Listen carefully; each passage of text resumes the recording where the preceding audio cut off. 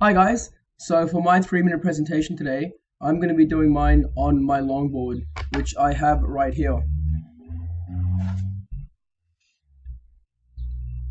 It is an Omen carbon matrix, and there are a few really cool things about this board.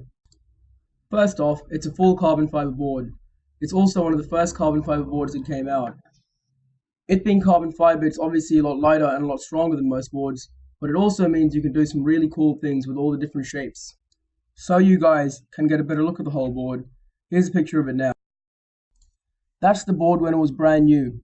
It's 39 inches long, 10 inches wide, and has a 3/4 inch drop, which I'll try and show you now. The 3/4 inch drop means that your feet are 3/4 of an inch closer to the ground than the topmost point where the trucks are mounted to the longboard. In addition to the 3/4 inch drop, there is also a 2/3 inch deep bowl, which is absolutely perfect as it lets your feet really stick to the board and doesn't let it slide out from under you. The bowl also creates a small edge or a lip for your feet to pull or push against when you're trying to perform a slide, like so. As you can see here, when you're performing a slide, it's basically the same as drifting your longboard. Another really cool feature is that the neck of this board is reinforced with something called a crowbar. You can see it along here, almost, where there's extra material all along here to strengthen the board. Micro drop boards are notorious for cracking at the neck when people jump off things. That's fairly obvious, as that's basically the weakest part of the board.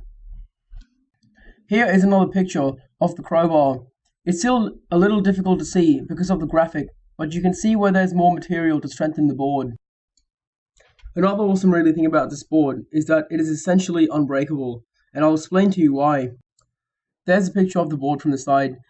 This board was tested till it broke, and it took over half a ton of force directly in the middle, and the whole board bent over 8 inches before breaking.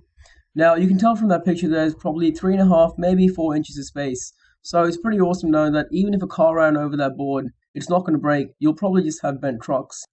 So that's my longboard, guys, and I'm just going to run you quickly through my setup over here at the moment, and also the two wheels I like to use the most.